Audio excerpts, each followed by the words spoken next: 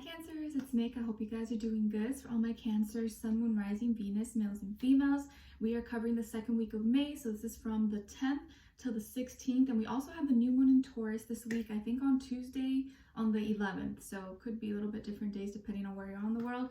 But new moon in Taurus and the sun being Taurus, manifesting and really evaluating what is important to us, what do we want moving forward, and just setting out, putting those intentions out into the universe. Okay, so a really powerful week for manifesting and really focusing on where you want to be, where do you want to grow, your stability, your foundation, everything that's valuable to you. Okay, all right, so Taurus, we're going to be covering a little bit of health, work, and love, so I hope you will find this helpful. I'm sorry, I said Taurus, I meant Cancers. I'm sorry. So hopefully you will find it helpful. I'll have the link to the extended reading below in the description box if you're interested. And of course, if you'd like to follow me on Instagram, it's Nicloves with 2 eyes. All right, so my beautiful Cancers, let's just get right into it. So for this week, Cancers, I really feel like this is going to be the opportunity or a time for you to let go of something. Because of this new moon, you are entering into something new. You're going to have to create space for new things to come into your life. And so in order to have space, you have to release, you have to let go of some things. And for you guys specifically this week, there is something maybe you're holding on to. It could be a person, place, habit, product, thing. It could be anything that you need to just let go of, or let go of a thought, let go of thinking small, let go of fears, anything. Okay. And I'm seeing that the number 31, if not also the number 4, may be an important number for you guys this week, okay? So when it comes to your health, Cancers, I feel like money or like financial stability may be something that's holding you back from pursuing or trying to reach your health goals, whatever that is.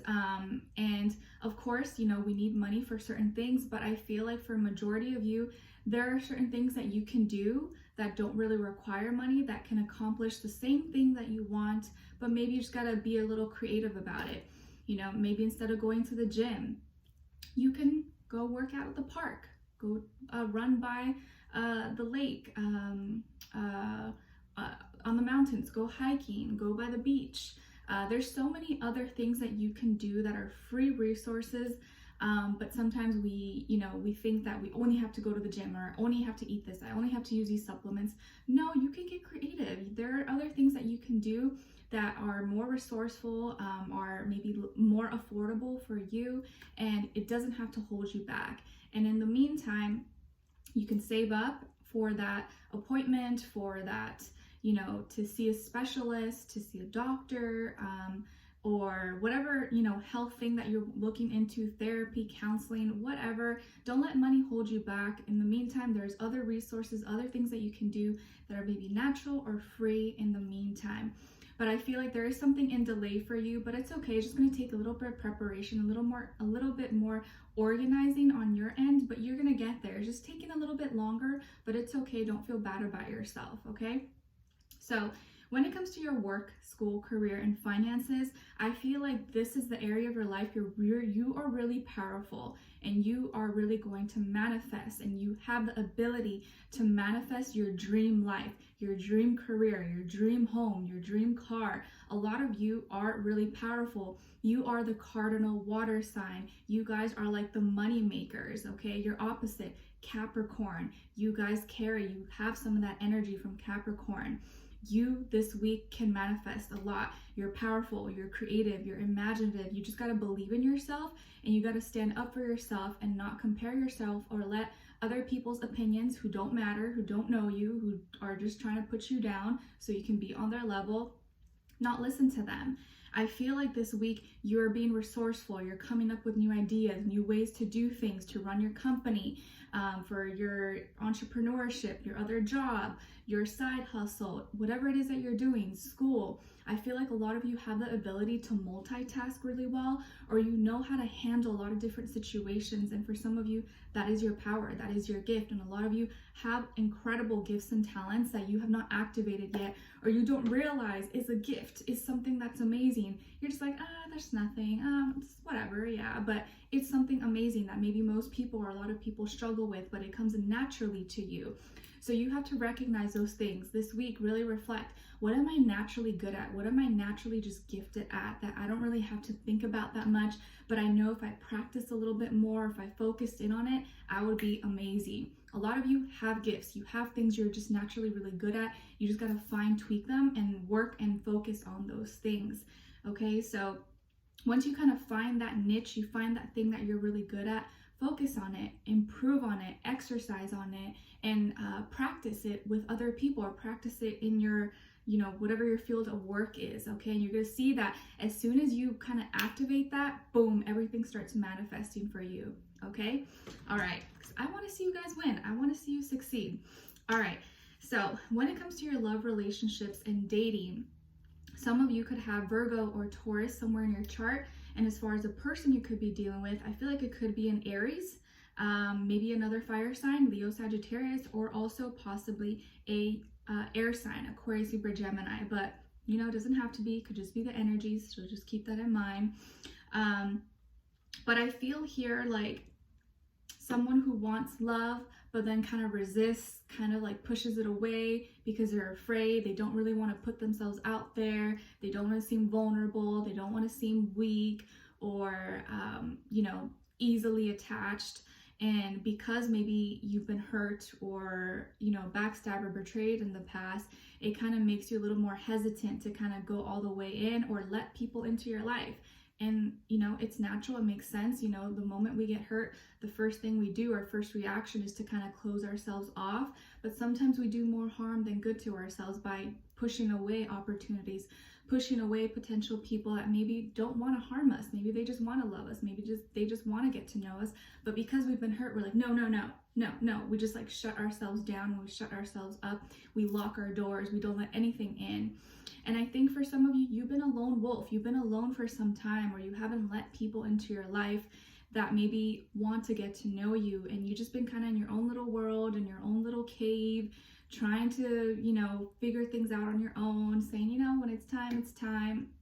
But I feel like you've had enough time to yourself, and I feel like it's now that it's springtime, gonna be entering into summer, it's time to allow new energy into your life, Cancer, and not be afraid of the unknown, of what's to come, because we never know what's coming. We just gotta like throw ourselves into the mix and just kind of hope for the best and know that we're being guided and protected along the way. I feel like some of you tend to overthink things a little bit too much.